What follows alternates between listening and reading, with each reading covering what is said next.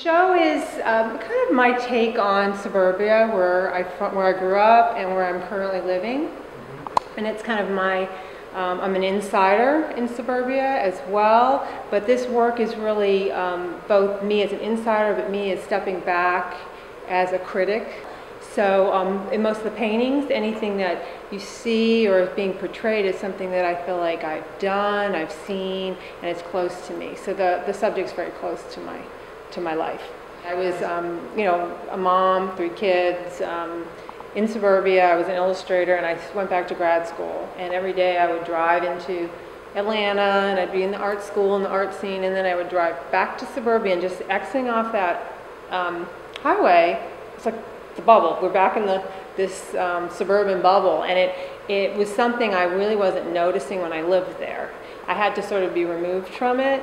And then going back and forth every day really crystallized what I was living in. You know, I just wasn't really even thinking about it, and I started to look at, wow, I'm dressing just like everybody else there. I'm doing my hair like them. I'm decorating my house like them. And it wasn't something I was that conscious of, and I don't feel like people in suburbia are that conscious of it when you're in it. So that's why I feel like I'm a kind of an insider, and then I'm also viewing it from outside.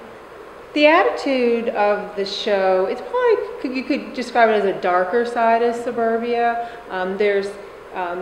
Initially you look at the work, the colors are really happy and bright, cheerful, but what's being portrayed is a little on the darker side. Not every piece, but just because in suburbia the outward facade is so perfect and so pristine. The lawns, I always use the lawns as a metaphor for that, showing your life is perfect, your lawn is perfect, but obviously it's not necessarily what's going on behind closed doors. So I want the work to be presented as this beautiful image, and then you look at it and you see there's just something a little off there. Yeah, there is that surreal quality. I do render the women fairly realistically, but the backgrounds are very flat. I remove as much information as possible. I never show the houses. So it does take it into this sort of empty realm a little bit, and it makes it a little cold, even though I am using the bright colors.